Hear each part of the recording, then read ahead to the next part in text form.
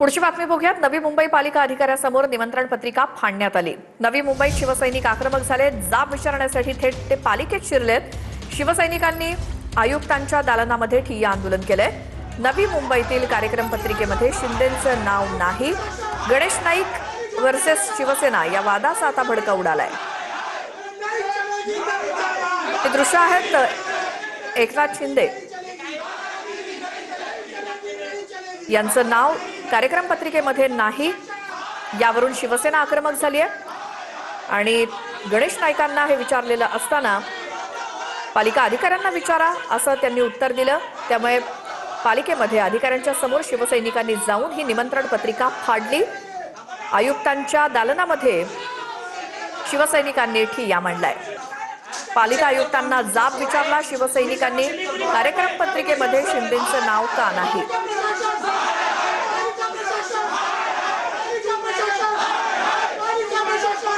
पालिका आयुक्तांच्या दालनामध्ये ठिय्या आंदोलन करत आयुक्तांसमोरच ही निमंत्रण पत्रिका शिवसेनेच्या कार्यकर्त्यांनी फाडली।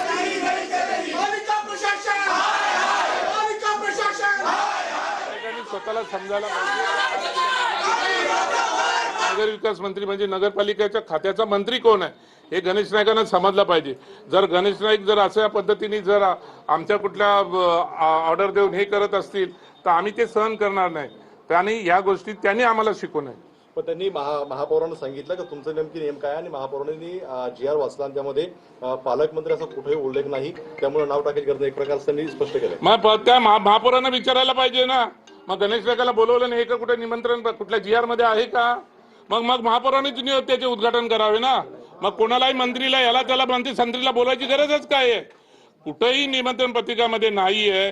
आज जो प्रोटोकॉल जो आहे, जो आजपर्यंत जो प्रोटोकॉल आलेला आहे, त्या प्रोटोकॉलच्या हिशोबाने पालकमंत्र्यांचं तिथं नाव असायला पाहिजे आणि पालकमंत्र्यांना तिला निमंत्रित करायला पाहिजे।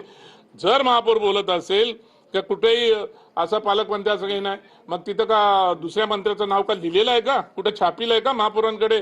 मग महापौरांनी उद्घाटन करावं। मग दुसऱ्या मंत्र्यांना बोलवण्याची गरजच काय आहे?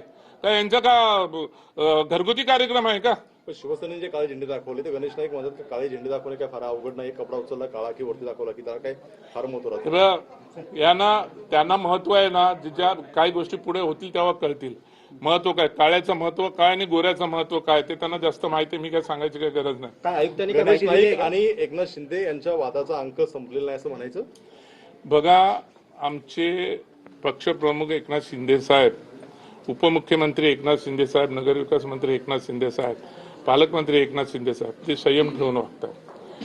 ठाण्यामध्ये पण पत्रिका निघते, कार्यक्रमाची पत्रिका निघते, त्यावेळेस त्या पत्रिकेवरती गणेश नाईकाचं सुद्धा नाव टाकलं जातं। मग त्या ठिकाणी पण आमच्या महापौरांनी असं बोलावं का की या ठिकाणी हे कुठं आहे? आम्ही सर्व गोष्टी एकनाथ शिंदे साहेब संयम ठेवतात म्हणून आम्ही संयम ठेवू अशातला प्रश्न नाहीये। जसं तसं उत्तर देणंही आम्हाला येते, आम्ही का बांगड्या भरलेल्या नाहीये। पण मंदा म्हात्रेंनी सुद्धा गणेश नाईकांवरती आरोप केले आज पाहायला मिळाले। मंदा म्हात्रेंनी जो आरोप केला ह्याच्यात काही नाहीये। मंदा म्हात्रेंनी केलेला आरोप सत्य आहे। याच्यामध्ये खरं पाहिलं तर गणेश नाईकांना तिथं जायची, मी बोलतो म्हणजे अपशब्द निघत असेल, त्या हॉस्पिटलमध्ये उद्घाटनाला जायची लाज वाटायला पाहिजे। या भाषेत मी बोलतो, कारण ते अख्खं हॉस्पिटल बाजूला जे फोर्टिज हॉस्पिटल आहे ते फोर्टिज हॉस्पिटल नगरपालिकेला यांनी दावणीला बांधलेलं आहे। काय गोष्टी करतायत हे? काय गोष्टी करतायत की आम्ही आरोग्य खातं एवढीच हिंमत आहे? सुप्रीम कोर्टात केस चालले, किती वेळेला वकील पाठवलेत त्या फोर्टिजच्या हॉस्पिटलसाठी। मग त्यांनी त्या हॉस्पिटल आपल्याकडे घ्यायला पाहिजे।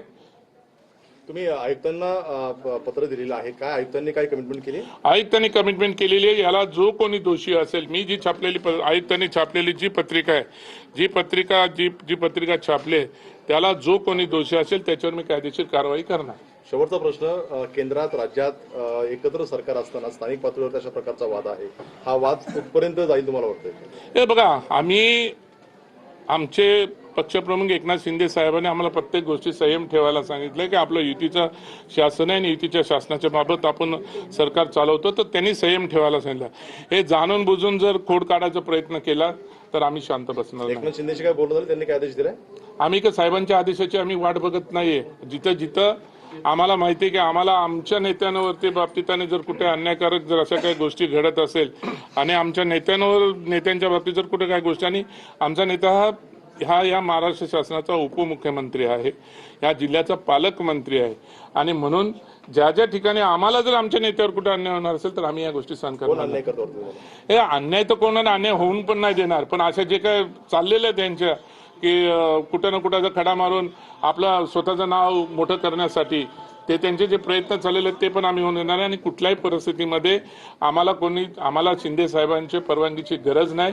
जिथे जिथे आम्हाला वाटतं की या ठिकाणी काही गोष्टी वेगळ्या पद्धतीने घडतात तिथे आम्ही आंदोलन करतो. आम्ही गणेश नाईकांशी संवाद साधला, मात्र गणेश नाईक असं देखील म्हणतात आहे की जो पत्रक आहे तो विषय माझा नाही, तो आयुक्तांचा. नाही, मग आयुक्तांना म्हणूनच आयुक्तांकडे आलो होतो ना. आयुक्तांनी सांगितलं ना, आयुक्तांनी पत्रक काढलेलं होतं ना. मग आयुक्तांचं पत्रक लपून दुसरे पत्रक छापून आमच्यापर्यंत कुठल्या सचिव डिपार्टमेंटनी ते पत्रक पोहोचवले त्यांच्यावर कायदेशीर कारवाई करावी म्हणून आम्ही निवेदन दिलंय. आणि स्वतः आयुक्तांनी निवेदन केलेलं आहे की या गोष्टीमध्ये जो कोणी जबाबदार असेल त्याच्यावर आम्ही कायदेशीर कारवाई करणार. आपलं यापुढे पुढचं पाऊल काय असणार? नाही, आमचं पुढचं पाऊल असेल, ज्या पद्धतीने आज त्यांनी खेळली तशा पद्धतीने आम्ही सुद्धा खेळ करणार. आम्ही शांत बसणार नाही. ज्या वेळेस आमचे पालकमंत्र्यांचं नाव डावळून जर अपमान करण्याचं जर कोणी षडयंत्र रचलं असेल तर त्याचं बिमोड केल्याशिवाय आम्ही सुद्धा स्वस्थ बसणार नाही. आज आयुक्त आमच्या समोर बोललेत की आम्ही ज्या बाबतीत जे कोणी जबाबदार असेल त्यांच्यावर कायदेशीर कारवाई, ज्या काही गोष्टी त्यांच्या प्रशासकीय याच्यामध्ये तर ती कारवाई करायची त्यांनी आश्वासन दिले. जर या 10-15 दिवसामध्ये जर आयुक्तांनी जर या बाबतीत करायचं ते केलं नाही तर 1 जुलैला आम्ही सर्वजण या ठिकाणी परत आम्ही आयुक्ताच्या